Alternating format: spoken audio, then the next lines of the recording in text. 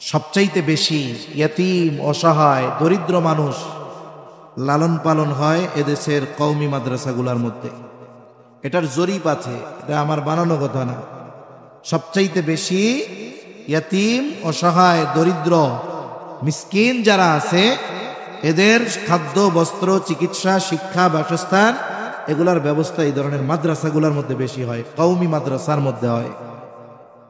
তা আপনার বাড়ির পাশে মাদ্রাসা আছে, আপনার যদি অ্যাবিলিটি থাকে আপনি একটা ইয়াতীমের অভিভাবক হয়ে যান। আইসা বলেন মুহতামিম সাহেবের কাছে যে হুজুর, আল্লাহ তাআলা তো দিছে, টাকা পয়সা কম দেয় নাই।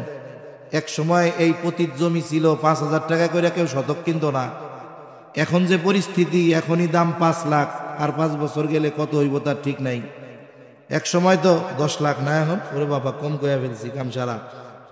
মনে করেন এখনই 10 লাখ, আর যদি কোনো মতে হেমায়েতপুর দিয়া একটা রাস্তা কোনো মতে আব্দুল্লাহপুর ঢুকে 30 লাখেও পাওয়া যাইব না। আমার যত জমিন ছিল এক সময় এর দামই 5 লাখ ছিল না, এখন প্রতি শতকের দাম 10 লাখ। হুজুর আল্লাহ তো দিছে, তা একটা কাম করেন, একটা ইয়াতীম আমারে দেন, এটারে আমি লালন পালন করি, এর খরচ আমি সব দিয়া দিই। ইয়াতীমের অভিভাবক হয়ে যাই। কারো যদি অ্যাবিলিটি থাকে, সে যদি ইয়াতীমের অভিভাবক হয়, বলেন তো তার লাভ আছে না নাই?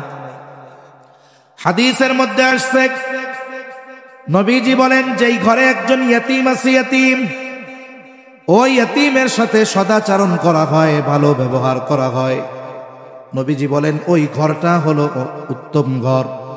আবার নবীজি বলেন ওই ঘর কতই না নিকৃষ্ট ঘর, যেই ঘরে একজন ইয়াতীম আছে আর ইয়াতীমের সাথে খারাপ আচরণ করা হয়। এই জন্য বুজুর্গানে দিন বলেন, যেই ঘরে ইয়াতীম আছে আর ওই ইয়াতীমের সাথে যদি ভালো আচরণ করা হয়, তাহলে ওই ঘর আল্লাহ তাআলা রহমত বরকত দিয়া ভরপুর করে দেয়। আবার যেই ঘরের মধ্যে ইয়াতীম আছে, ইয়াতীম বলে তার সাথে খারাপ আচরণ করা হয়, অসৎ আচরণ করা হয়, ওই ঘর থেকে আল্লাহ তাআলা রহমত বরকত উঠায় নিয়ে যায়। আরে আপনি মনে করতেছেন আমি ডাউল দিয়া খাই, আলু ভর্তা দিয়া খাই, অনেক ভালো আইটেমের তরকারি দিয়া খাই না, একটা ইয়াতীমকে নিয়ে আমি কি খাওয়াবো? মনে রাখবেন, কসম করলে আমার ভুল হবে না, একটা ইয়াতীম সে ভালো খাবারের মুখাপেক্ষী যতটা না হয়, তার চাইতে ভালো আচরণ সে বেশি কামনা করে। দেখেন নবীজি সাল্লাল্লাহু আলাইহি ওয়াসাল্লাম যখন আব্দুল মুত্তালিব জীবনের অন্তিম সময়, একেবারে জীবনের শেষ সময়, এখন আব্দুল মুত্তালিব কি করলেন? তার সন্তানদের মধ্য থেকে আবু তালেবকে আমার আপনার নবীর অভিভাবক বানায় দিলেন। কিন্তু ইতিহাস ঘাটলে দেখা যায় ওই সময় আব্দুল মুত্তালিবের যত সন্তান বেঁচে ছিল তাদের মধ্যে সবচাইতে গরিব ছিল আবু তালেব। সবচেয়ে গরিব কে ছিল? আবু তালেব। অন্যান্য সন্তানরা ধনী বেশি ছিল। অন্যান্য সন্তানরা যে নবীকে ভালোবাসতো না তা নয়, সবাই নবীজিকে সবচেয়ে বেশি ভালোবাসত, কিন্তু সবার মধ্যে আবু তালেব বেশি ভালোবাসত। এখন আব্দুল মুত্তালিব যদি চাইতেন অন্যান্য যেই সন্তানেরা আছে যারা ধনী তাদেরকে বলতে পারতেন যে তোমরা মুহাম্মাদের অভিভাবক হও, কিন্তু আবু তালেবের ব্যাপারে কেন তিনি এই সিদ্ধান্ত নিলেন? কারণ আব্দুল মুত্তালিব এখানে সম্পদের চাইতে ভালোবাসাকে প্রাধান্য বেশি দিয়েছেন।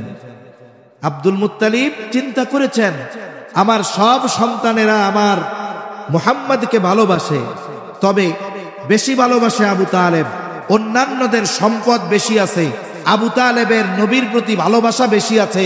সম্পদের দিকে নজর না দিয়ে আবু তালেবের মুহাব্বতের দিকে নজর দিয়ে আব্দুল মুত্তালিব আমার আপনার নবীকে আবু তালেবের হাতে তুলে দিচ্ছেন যে তুমি এর এখন থেকে এর অভিভাবক।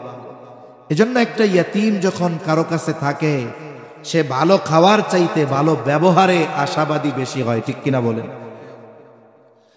এখন আপনি যদি একজন ইয়াতীমের অভিভাবক হন, লাভটা কোথায়?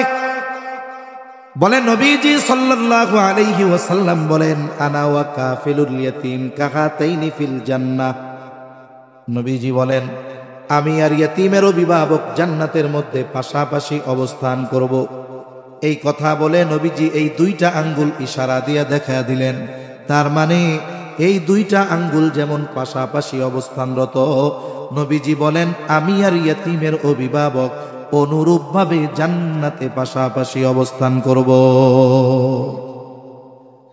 যাদের সুযোগ আছে এই সুযোগ মিস করা ঠিক হবে না।